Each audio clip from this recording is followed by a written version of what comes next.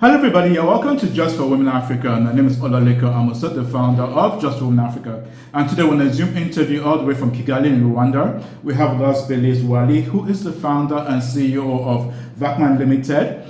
She'll be talking to us about her company, what her company does, and of course, anything that comes up during the interview.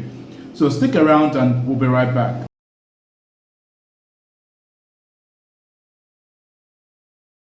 Okay, everybody, welcome back to Just for Women Africa. And we have with us Belize. Belize, you're welcome to Just for Women Africa. Well, thank you. It's a pleasure. All right, Bailey, you started your business at 21 years old. That is so young. Could you tell us why you decided to go into business at that young age? There wasn't a particular age I wanted to start business. I've always known since I was a kid that I wanted to be part of the business atmosphere in my country. And then it happened that I found what I wanted to do. I knew what I wanted to do at 21 years old. So I just started. So it could have been before or even after. All right. I mean, you do a lot of woodwork. Well, is that something that runs in your family, or it was just something you discovered as you started when you were in school? No, it doesn't run in my family, nor did I go to school for it, but I worked in a wood workshop prior to starting my own business. And that's when I found the love of woodworking, where I fell in love with the process from cutting the wood, processing the wood, turning it into a piece of furniture, and some say it's into a piece of art that can be collectioned, used, and passed throughout generations. So that process made me realize that this is what I wanted to do.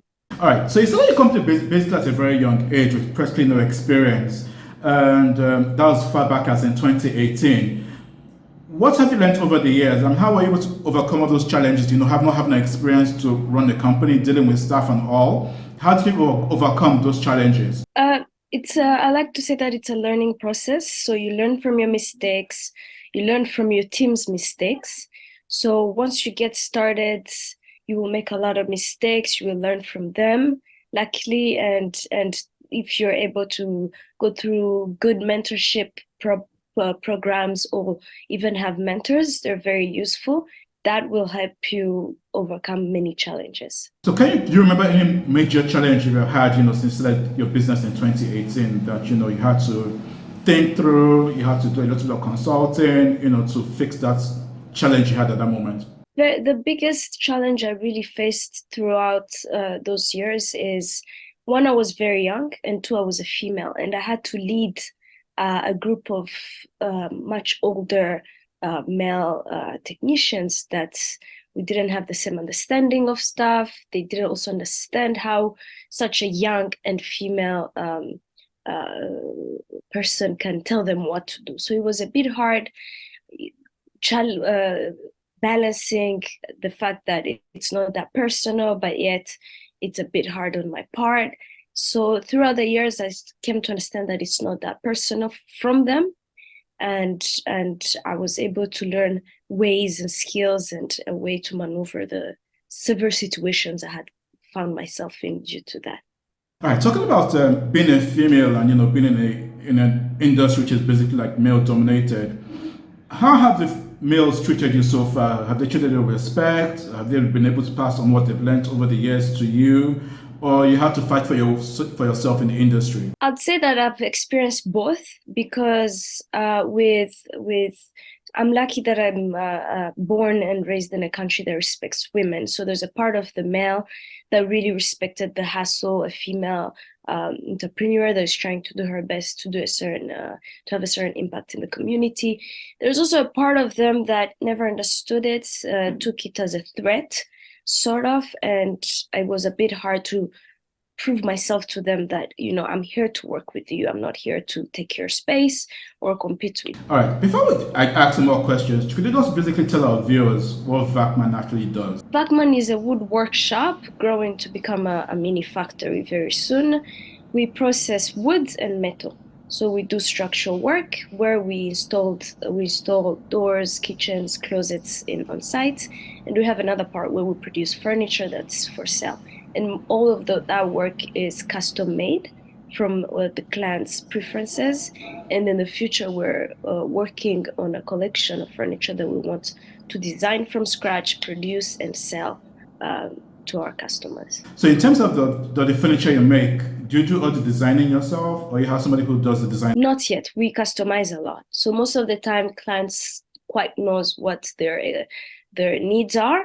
We can help them go through the process depending on their houses, their offices, but most of the time we customize. And in terms of the wood you use for the furnitures, do you get them locally from Rwanda, or wood is basically imported into Rwanda? We have mainly three types of wood, two types that we work with. The two types comes outside from Rwanda, so it's imported here. And then there's a local wood we work with. Right, do you know the names of the woods for our viewers to know? Yes, the local wood we work with is called Musave. The wood that's imported that we work most with is called Muvula and Teak. Muvula and Teak. And where's that gotten from? Muvula comes from Congo and the DRC, and Teak comes from South Sudan. Okay, so let me ask you a question. I mean, you said at the age of 21, I would assume that you didn't have much finances to start your business. How were you able to raise money to be able to get your business this far? Starting the business, I didn't start with any capital.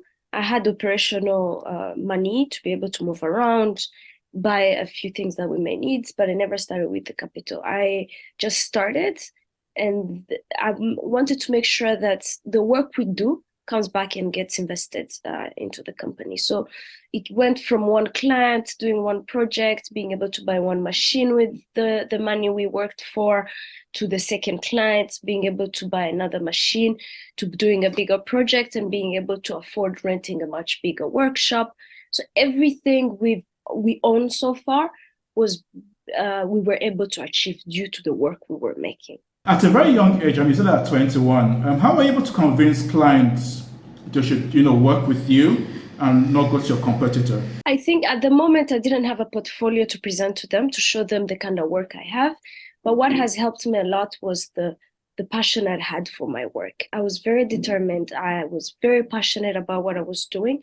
And that kind of built a certain trust in clients, because it was far much bigger than making money, but rather than, doing something for the community, for my clients who have trusted me. So I think that has built quite some trust in the clients I've worked with prior, having a certain portfolio, and that has helped me acquire them as long-term clients as well. So since you started, how have you been able to market the company? Has it been by word of mouth, or you had to put adverts in the papers and all that? So far, I haven't overcome the fear of marketing. So I'm always like, what if we market? We don't have the capacity to produce. But so far, we've been able to grow through mouth-to-mouth clients who recommend other clients, through the work we make, people seeing what we've done and wanting something similar or the same thing. So far, I'd say mouth-to-mouth, yes. You've been in business since 2018. Have you ever reached a point where you said, you're frustrated, you don't want to do this anymore, probably want to go back to a 9-to-5 job? Could you tell us about that moment and how were you able to overcome it? Those moments are always, I think in business, you're always going to have them. I've had several of them. I still have them all the time. But I think the satisfaction of seeing the work we do. Throughout projects, you meet circumstances, challenges, situations that you never planned that will pull you down, and you're like, you know what, maybe this is the sign I was waiting for. I've done my part, I'll just stop. But after seeing the client satisfied, after seeing a rough piece of wood turn into a beautiful piece of furniture or a nice door, after seeing a project finish and successfully, the satisfaction it gives you and your heart is what made me kept going on. So I know deep down that whatever will come, that will face, that will come against me, I'll always get back up and keep going on.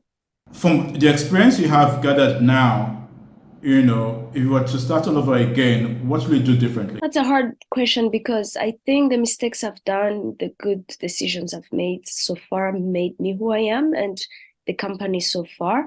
Because I've learned from my mistake, I've improved the skills of making better decisions for the company.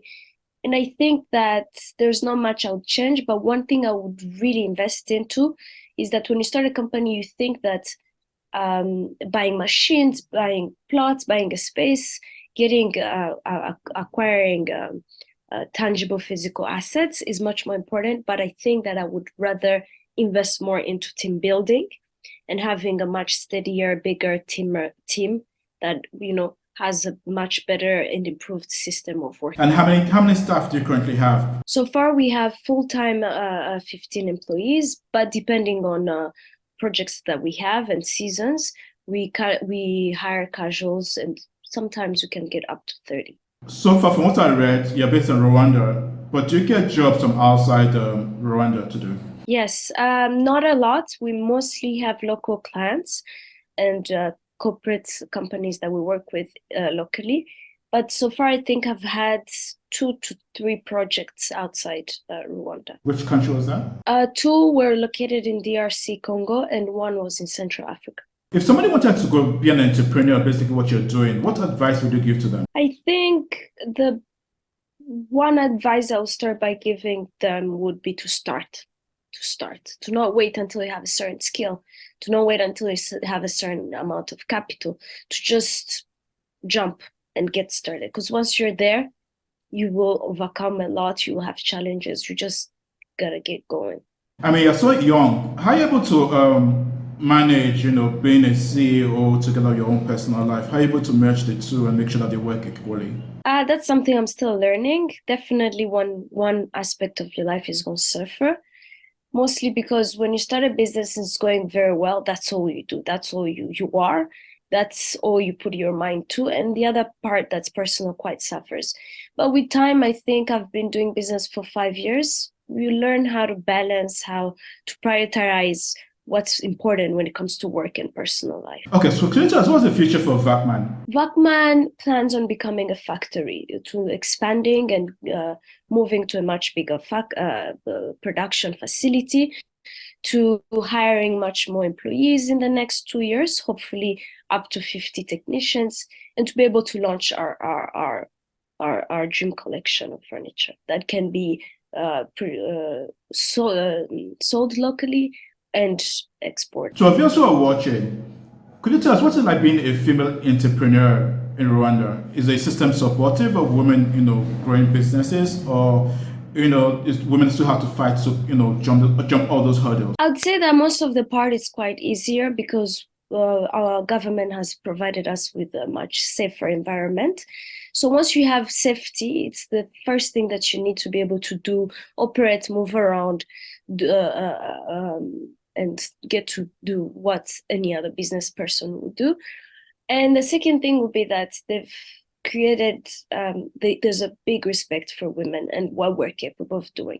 And that has helped a lot, because I wouldn't say every client or every technician I work with feels the same, but I think that most of them do. Okay, so women out there who look up to you in Rwanda or South Africa, who are watching the interview and feel that it's a man's world, they feel they need to get money to start a business, and they get harassed by the men because they're women. What's your advice to them? I think that depending on the location you are in, the challenges are going to be different. But as long as you know what you are in, you love what you do, you're passionate about what you do, you're very determined about what you do, you always overcome those issues. They come and go. They will come in different phases, they will come in different looks, but as long as you're very determined about what you're supposed to do in your community, your impact you should have in your community, you always overcome them. As we round up the interview, to people who are watching who would love to get in touch with your company and play some orders, could you give out your contact details? Yes, the company is called Vakman. We have an email that is vakman@gmail.com. We have Instagram as well that you can reach us out to, where you will find our contacts, our phone number, our WhatsApp number, and our emails on Instagram. And the handle name is Vakman Limited. I'll also find the description your contact in the description below. All right, thank you, Blessing, for being with us on the show. Wish you all the best. We look forward to interviewing again in the future. Thank you very much for having me. You're welcome. And to our viewers who are watching, don't forget to like, subscribe, tell a friend who knows a friend about Just Women Africa. And from here, from Rwanda, from Blessing and I, it will be bye.